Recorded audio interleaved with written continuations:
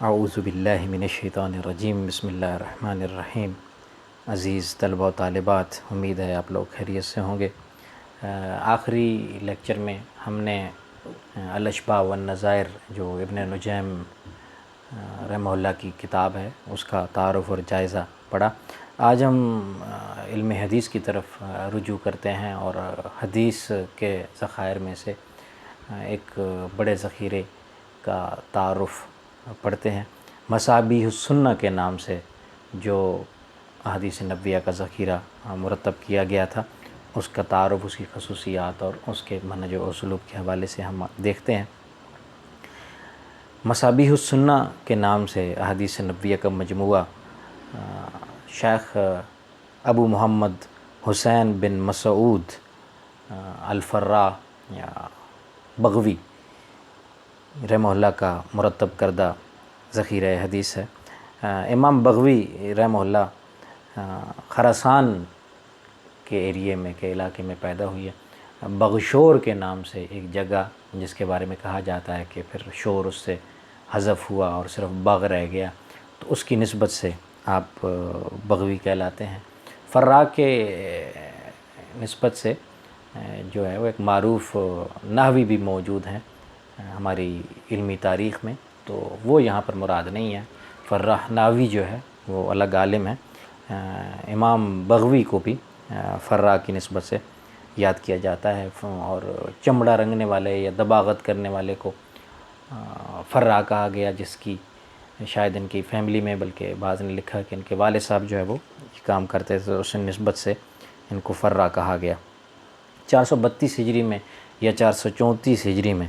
امام بغوی رحمہ اللہ جو ہے وہ پیدا ہوئی ہے، اور رکن الدین آپ کا لقب تھا۔ اسی طریقے سے آپ کو محی السنہ کا لقب بھی دیا گیا، اور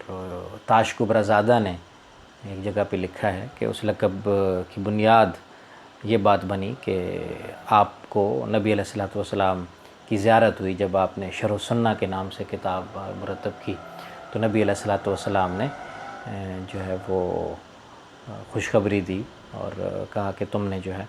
وہ میری سنت کو زندہ کیا ہے، اس کتاب کے ذریعے میری حدیث کی شرح کر کے، میری سنت کی شرح کر کے تم نے میری حدیث کو، میری احادیث کو زندہ کیا ہے۔ تو اس کے بعد کہا جاتا ہے کہ ان کو محی السنہ کا جو ہے وہ لقب یا ٹائٹل دیا گیا۔ امام بغوی رحمہ اللہ ابتدائی تعلیم حاصل کرنے کے بعد مختلف جگہوں کے انہوں نے سفر بھی کیے، گو کہ کتب کے اندر ان کے اسفار کے حوالے سے اتنی معلومات موجود نہیں ہیں، لیکن بہرحال ان کے علمی اسفار کا پتہ اس لحاظ سے چلتا ہے کہ ان کو بڑے بڑے ایسے اساتذہ کا جو ہے نا سے سیکھنے کا موقع ملا، جن کے نام آگے دیکھتے ہیں تو ان میں ہمیں بڑے بڑے لوگ نظر آتے ہیں جو بعض دیگر ایریاز میں بھی، یعنی ان کے علاقے سے باہر کے علاقے میں بھی اساتذہ ہیں۔ امام بغوی رحمہ اللہ کئی علوم میں جو ہے وہ مہارت رکھتے تھے، اس کو بھی ہم دیکھتے ہیں۔ آپ کے اساتذہ میں سب سے بڑا نام جو ہے وہ آپ کا نام اور ان کا نام جو ہے وہ حسین ہے۔ آپ کے استاد جی جن سے بہت زیادہ آپ نے سیکھا وہ حسین کے نام سے جانے جاتے ہیں، شیخ حسین جو ہے، اور قاضی حسین، ان سے آپ نے خاص طور پر فیض حاصل کیا۔ اس کے علاوہ شیخ حسان بن محمد سے، ابو الفضل زیاد حنفی سے، ابو الحسن عبد الرحمن بن محمد داؤدی سے، اسی طریقے سے ابو الحسن علی بن یوسف جوینی سے، شیخ شیرازی سے، اور اسی طریقے سے ابو بکر محمد بن حیثم سے آپ نے فیض حاصل کیا، علم حاصل کیا۔ اسی طریقے سے جب ہم آپ کے شاگردوں کی طرف دیکھتے ہیں تو وہاں پر بھی ہمیں پھر بڑے بڑے نام نظر آتے ہیں کہ جنہوں نے آپ سے فیض پایا۔ ان میں شیخ ابو منصور محمد بن اسد ہیں، شیخ ابو الفتوح محمد بن محمد ہیں، اور اسی طریقے سے شیخ فضل اللہ بن محمد توکانی رحمہ اللہ بھی آپ کے شاگردوں میں شمار ہوتے ہیں۔ تو آپ کے شاگردوں کی بھی ایک بڑی لمبی فہرست ہے جو کتب کے اندر مذکور ہے۔ کیونکہ یہ جیسا آپ نے دیکھا اور آپ نے اس کو پڑھا بھی ہوگا کہ ہمارے یہ جو بڑے لوگ ہیں تو انہوں نے عظیم لوگوں سے سیکھا بھی، اور پھر درس و تدریس ان کا چونکہ مرکزی میدان رہا، اس لیے پھر ہم دیکھتے ہیں کہ ان کے ہاں شاگردوں کی بھی ایک بڑی تعداد ہمیں دکھائی دیتی ہے۔ امام بغوی رحمہ اللہ کی شخصیت بڑی اعلیٰ شخصیت تھی، اور ان کی ذات کے بارے میں، ان کی شخصیت اور کردار کے بارے میں بھی روایات کتب کے اندر موجود ہیں۔ تقوی و زہد کے حامل تھے، بلکہ حافظ ذہبی نے لکھا کہ وہ قائم اللیل تھے، اور اسی طریقے سے دن کو وہ روزے رکھا کرتے تھے۔ حافظ علامہ ابن سبکی رحمہ اللہ نے لکھا کہ وہ علم و عمل کے جامع تھے، اور اسی طریقے سے ان کی شخصیت کے اندر بڑی سادگی اور قناعت تھی، اور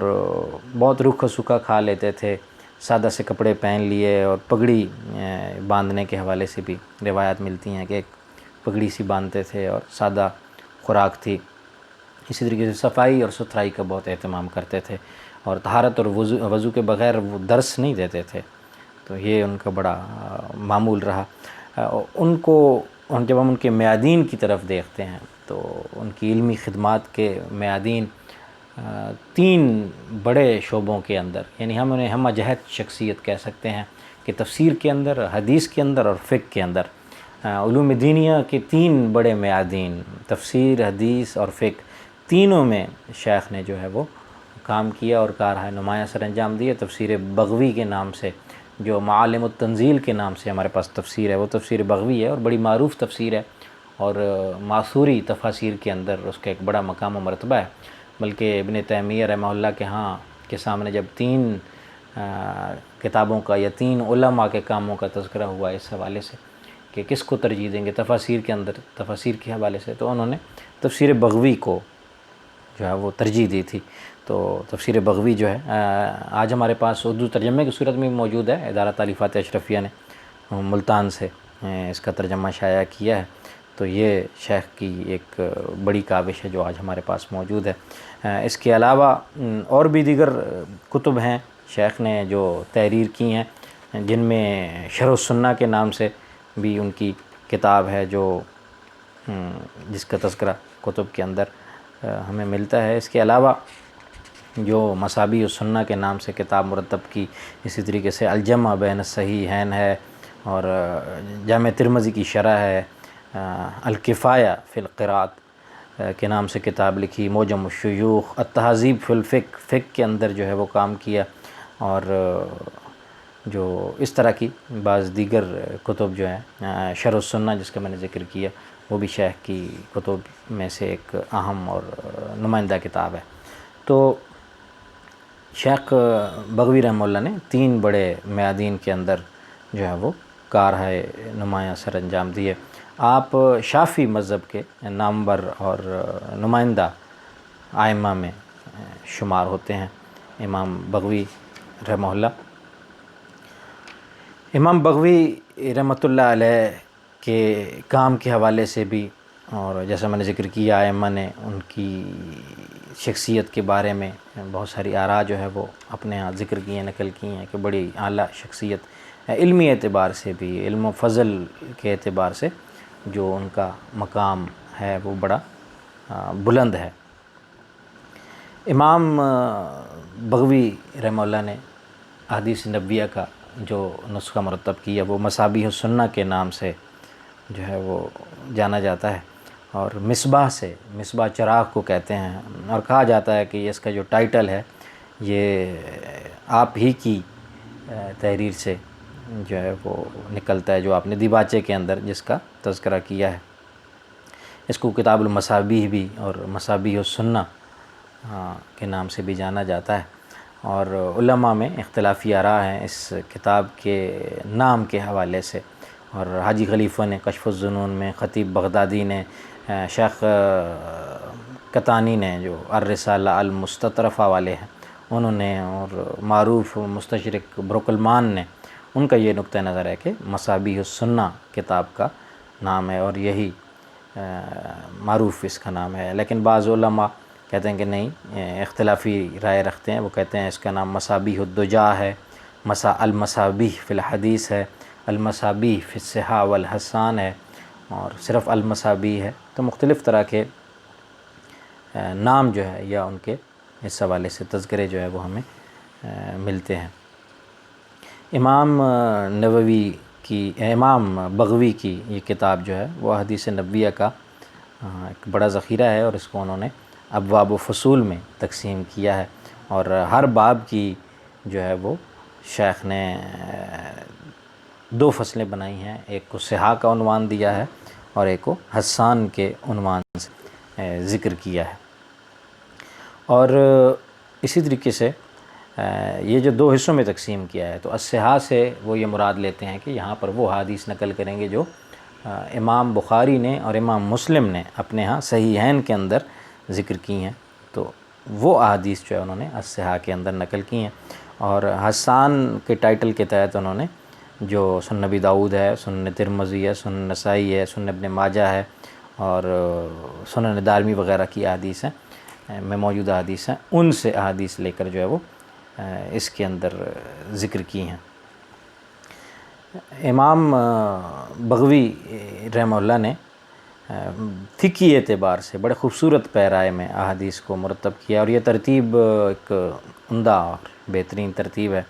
کہ علماء کہتے ہیں کہ اس سے بہتر ترتیب اس کی نہیں ہو سکتی۔ آج بھی اگر کوئی ان احادیث کو ترتیب دینا چاہے تو اس سے بہتر ترتیب دینا مشکل ہوگا۔ امام بغوی رحمہ اللہ جو ہے وہ احادیث کی اسانید کو یا سندوں کو حذف کر دیتے ہیں، اور وہ طوالت کے خوف سے انہوں نے ان کو ذکر نہیں کیا ہے، بلکہ آپ صحابہ کے اسماء کو بھی اکثر حذف کر دیتے ہیں، سوائے اس کے کہ وہ صحابہ جو احادیث کے مخاطبین ہیں، جن کو حدیث کے اندر مخاطب کیا جا رہا ہے۔ اور آپ احادیث کو جو ہے وہ اپنے الفاظ سے بھی بیان کرتے ہیں، اور اپنی اس کتاب میں ضعیف اور غریب احادیث کی نشاندہی بھی کرتے ہیں، اور لیکن اخبار صحابہ کی یا آثار تابعین کی تخریج نہیں کرتے، اور حت الوسع تو آپ کوشش کرتے ہیں کہ احادیث مرفوعہ لائیں، اور آثار صحابہ اور تابعین سے گریز کرتے ہیں، اور احادیث مرفوعہ لانے کی بھرپور اپنے تئیں بہرحال کوشش کرتے ہیں۔ امام بغوی کی یہ جو تقسیم ہے، جیسا میں نے ذکر کیا، صحاح کے ٹائٹل سے اور حسان کے ٹائٹل سے، اس پر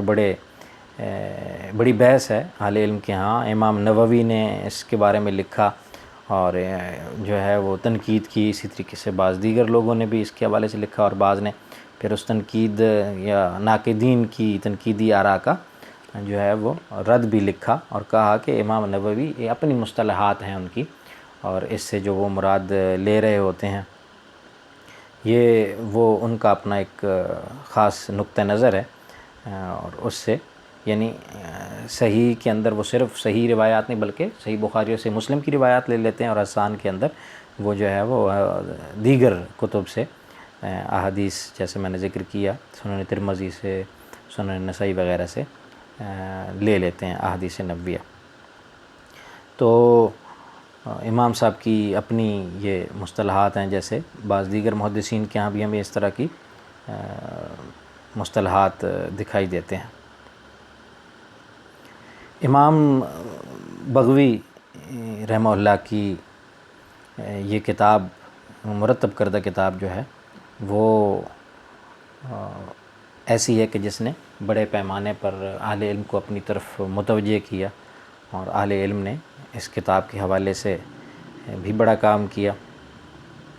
اس کے اندر احادیث کی تعداد کے حوالے سے شیخ عبدالعزیز محدث دہلوی نے بستان المحدثین میں لکھا کہ 4484 احادیث جو ہیں وہ اس کے اندر موجود ہیں، اور جبکہ ملا علی قاری کے نزدیک اس کے اندر 4434 ہیں، اور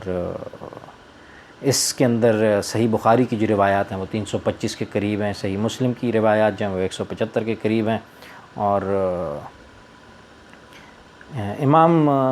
صاحب پر یا ان کے اس ذخیرے کے اندر موجود احادیث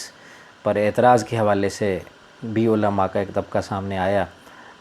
جن میں سراج الدین قزوینی ہیں، جنہوں نے کہا کہ 8 روایات اس کے اندر موضوع ہیں، اور اسی طریقے سے ابن الجوزی ہیں جنہوں نے بعض احادیث کو موضوع کہا ہے، اور پھر ان معترضین کے مقابلے پہ کچھ اور علماء سامنے آئے کہ جنہوں نے امام صاحب کی طرف سے جواب دینے کی کوشش کی۔ ابن حجر عسقلانی رحمہ اللہ نے جو ہے وہ اس پر ایک کتاب تحریر کی، حافظ صلاح الدین ابو سعید خلیل نے بھی اس پر کام کیا، اور علامہ محمود سعید نے بھی اس پر کام کیا۔ تو مختلف جو ہے وہ اس حوالے سے کاوشیں میں علماء کے یہاں دکھائی دیتی ہیں۔ مصابیح السنہ کی شروع کے حوالے سے ایک بڑی لمبی فہرست ہے، بڑے بڑے علماء نے اس پر کام کیا۔ امام بیضاوی نے اس کی شرح لکھی تحفۃ الابرار کے نام سے، شیخ شہاب الدین نے المیسر کے نام سے اس کی شرح لکھی، التنویر کے نام سے شمس الدین محمد بن مظفر نے اس کی شرح لکھی، شیخ محمد واسطی بغدادی نے اس کی شرح لکھی، قطب الدین محمد ارنیکی نے اس کی شرح لکھی، اور ایک بڑی لمبی فہرست ہے علماء کی کہ جنہوں نے اس کتاب کی شرح لکھی۔ اسی طریقے سے اس کی جو ہے وہ اس پر تعلیقات بھی ہیں، اور پھر اس کی جو ہے نا وہ کی گئی ہے تلخیص بھی اہل علم کی طرف سے، اختصارات بھی اس کے کیے گئے ہیں۔ ضیاء المصابیح کے نام سے امام علی بن عبد الکافی السبکی نے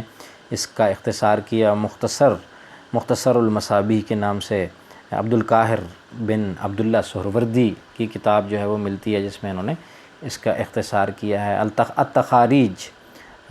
فی فوائد متعلق باحادیث المصابیح، ابو طاہر محمد بن یعقوب فیروز آبادی نے